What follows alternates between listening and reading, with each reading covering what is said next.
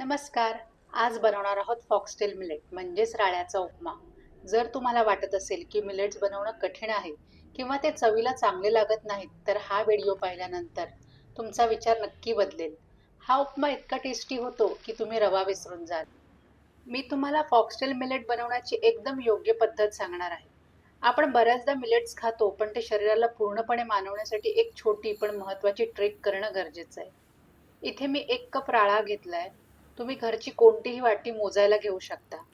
लक्षात ठेवा, हे मोजून घेणं खूप गरजेचं आहे, कारण पुढे जाऊन आपल्याला पाण्याचे प्रमाण हे अगदी परफेक्ट ठेवायचे. सुरुवातीला याला हलक्या हाताने 2 ते 3 वेळा स्वच्छ धुवून घेऊया, म्हणजे सगळे धूळ निघून जाईल. आता इथे एक सगळ्यात महत्त्वाची स्टेप म्हणजे भिजत घालणं. आपल्याला हे मिलेट्स किमान 8 तास तरी भिजवायचे आहेत. राळा भिजवला की तो जास्त पौष्टिक होतो, पटकन शिजतो आणि पचायलाही हलका होतो. आता तुम्ही म्हणाल, पण अचानक बनवायचं असेल तर 8 तास कोण थांबणार? तर त्यावरती एक आयडिया आहे.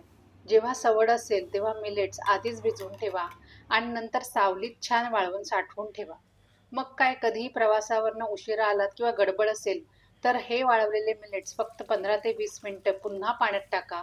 बघा, तुमचे सुपर हेल्दी मिलेट्स अगदी झटपट शिजून तयार होतील. 8 तास भिजल्यानंतर मिलेट्स आणि पाणी वेगळं करा. आता या उपम्याला अजून टेस्टी बनवण्यासाठी मी यात काही ताज्या भाज्या घालते आहे. मी 1 कांदा, 2 ते 3 हिरव्या मिरच्या, 1 इंच आलं, थोडं गाजर, शिमला मिरची आणि काही फ्रोझन मटर घालणार आहे. खरं तर तुम्ही तुमच्या आवडीनुसार यात कॉर्न, ब्रोकोली किंवा घरामध्ये ज्या भाज्या उपलब्ध असतील त्या घालू शकता. भाज्या घातल्या की हा उपमा दिसायला तर छान दिसतोच, पण चवीलाही खूप लाजवाब लागतो. मी काय करते माहितीये, मुलं सहसा भाज्या खायला कंटाळा करतात, म्हणून मी यात आवर्जून रंगीत भाज्या घालते. म्हणजेच लाल गाजर, हिरवे मटार. मग काय, उपमा बघायला इतका सुंदर दिसतो की मुलंही तो आवडीने अगदी फस्त करतात. चला, आता उपम्याला ती खास चव देऊया. सर्वात आधी कढईत 1 चमचा साजूक तूप गरम करून घ्यायचं. तूप तापलं की त्यात थोडे काजू आणि शेंगदाणे टाकायचे. हे हलके सोनेरी होईपर्यंत तळून एका वाटीत बाजूला काढून ठेवायचे. असे केल्यामुळे काय होतं की उपमा खाताना ते दाणे अगदी शेवटपर्यंत कुरकुरीत लागतात. आता त्याच उरलेल्या तुपात चणा डाळ आणि उडीद डाळ टाकायची.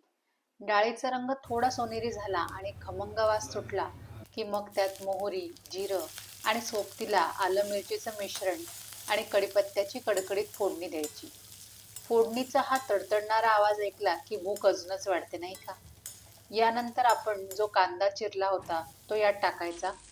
कांदा आपल्याला खूप लाल किंवा करपवायचा नाहीये. तो फक्त थोडा गुलाबी होईपर्यंत परतायचा आहे. आता वेळ आहे आपल्या भाज्यांची. भाज्या टाकून 2 ते 3 मिनिटं वाफेवरती शिजवून घेऊ. कारण मटार शिजायला थोडा वेळ लागतो. आता वळूया सगळ्यात महत्त्वाच्या टप्प्याकडे, तो म्हणजे पाण्याचं प्रमाण. ज्या कपाने आपण मिलेट्स मोजले होते, अगदी त्याच कपाने 2 कप आणि वरून अजून पाव वाटी पाणी घालायचं आहे. म्हणजे 1 वाटीला सव्वा 2 वाट्या पाणी हे अगदी परफेक्ट प्रमाण आहे. सोबतच चवीनुसार मीठ टाकायचं. पाण्याला छान उकळी आली की आपण भिजवून ठेवलेले मिलेट्स यात सोडूया.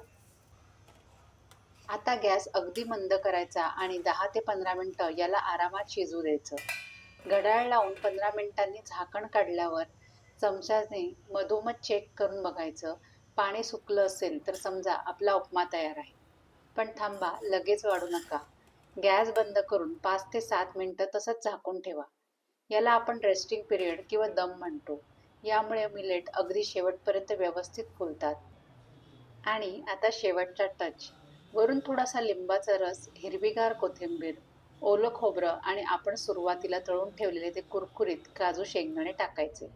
हलक्या हाताने कडेने मिक्स केलं की आपला अतिशय चविष्ट, मोकळा आणि आरोग्याने परिपूर्ण असा मिलेट्स उपमा तयार. आता विचार करा, हा उपमा का खास आहे? नेहमीचा रवा खाल्ला की तासाभरातच पुन्हा भूक लागते, पण राळा हळूहळू पचतो. यातलं हाय फायबर आणि प्रोटीन तुमचं पोट जास्त वेळ भरलेलं ठेवतं आणि शुगर लेवलही कंट्रोलमध्ये ठेवतं. म्हणजेच कमी खाऊनही तुम्ही दिवसभर राहाल सुपर फ्रेश आणि एनर्जेटिक. मग तो सकाळचा नाश्ता असो किंवा रात्रीचं हलकं जेवण, हा एकच पर्याय तुमच्या आरोग्यासाठी गेम चेंजर ठरू शकतो. जर तुम्हाला वाटत असेल की राळ्याचा फक्त आपण उपमाच बनवू शकतो, तर थांबा. मी खास तुमच्यासाठी एकाच पिठापासून राळ्याचे 5 भन्नाट नाश्ते कसे बनवायचे याचा व्हिडिओ सुद्धा बनवला आहे. तो तुम्हाला आता एंड स्क्रीनवर दिसेलच. राळ्याचा जास्तीत जास्त फायदा करून घेण्यासाठी हे व्हिडिओ नक्की पहा. तुम्हाला ही रेसिपी कशी वाटली कमेंटमध्ये सांगा.